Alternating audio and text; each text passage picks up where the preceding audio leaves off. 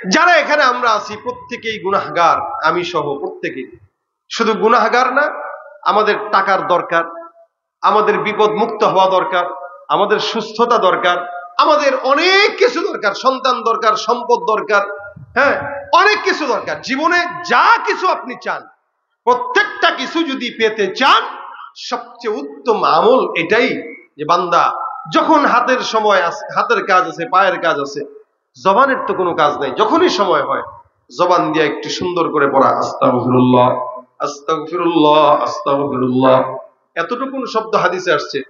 ইস্তিগফার কতটুকু? আস্তাগফিরুল্লাহ রাব্বি মিন কুল্লি যামবিন ওয়া আতুবু ইলাইহি। এতটুকু। আজকে থেকে নিয়ত করেন, এই মাদ্রাসার 2 দিন ব্যাপী মাহফিলে যারা আসলাম প্রত্যেকে নিয়ত করবো ইনশাআল্লাহ, যখন সময় হয় তখনই অন্তত জবান দিয়া ইস্তিগফারটা যেন উঠাই।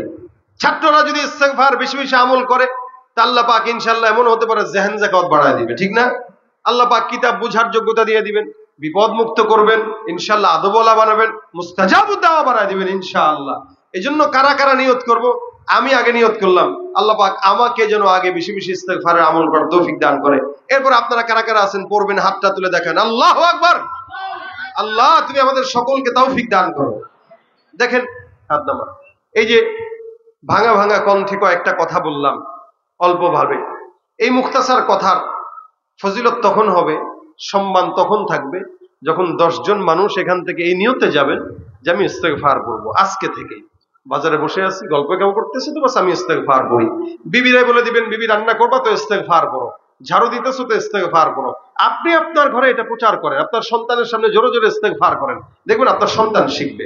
বিবির সামনে জোরে জোরে ইস্তেগফার করেন, আপনার বিবি এটা আমলটা শিখবে। আপনি শুরু করেন, দেখবেন আর 10 জন শিখবে। ফায়দা কি? আপনার থেকে কেউ যদি শিখে, ইনশাআল্লাহ আপনি ঘরে বসে থাকবেন, ঘুমায় থাকবেন, আপনার আমল অটোমেটিক আল্লাহ পাক আপনার আমল নামায় আমল জমা করবে। কেন? ওই যে আরেকজন পড়ছিল আপনার কথা শুনে, তার আমলটা আল্লাহ পাক আপনার আমল নামায় দিয়ে দিবে। আবার এখানে যদি কেউ পড়েন, আমি বাসায় যাব ঘুমাবো, তো আপনি পড়ার কারণে আমিও আমলটার সওয়াব পাবো। এই জন্য প্রত্যেকেই আমরা নিয়ত করব, আল্লাহ পাক যেন আমাদের ইস্তিগফারের হায়াত দান করেন। সবচেয়ে বড় বিষয় হলো গুনাহমুক্ত জিন্দেগির জন্য ইস্তিগফার। গুনাহ আজকে হয়ে গেছে, আবার কালকে হবে, হইতে পারে। লজ্জিত হওয়া, আল্লাহর কাছে লজ্জিত হয়ে ইস্তিগফার করা, আল্লাহ পাকের কাছে শর্মিন্দা হয়ে ইস্তিগফার করা, ইনশাআল্লাহ আশা করা যায় আল্লাহ পাক আমাদের সকলকে মাফ করবে। এই 2 দিন ব্যাপী মাহফিল তখন সফল হবে যখন 10 জন বান্দা এখান থেকে এই আমলটা নিয়ে যাবে। আমি আপনাদের সামনে আবদার করব, যারা এখানে বসছেন শেষমেশ, এবং কেউ যদি থাকেন যারা শেষমেশ এই মাদ্রাসার জন্য আপনারা কিছু দিবেন, তাহলে আপনাদের কাছে আবদার করি, এই প্রতিষ্ঠান আপনাদের, এখান থেকে আল্লাহওয়ালারা বের হয়।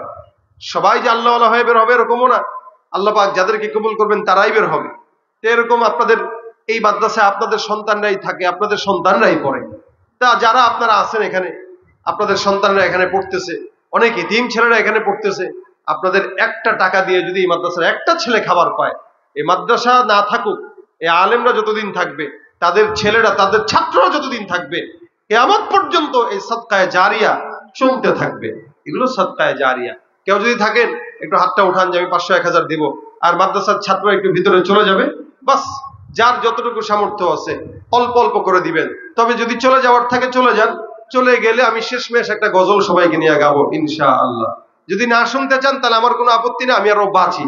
আর যদি শুনতে আগ্রহী থাকে তাহলে মাদ্রাসার জন্য কিছু দিবেন। ছাত্ররা কোথায়? উঠে যান, ছাত্ররা উঠে যাও, উঠে হাতে হাতে সবার কাছে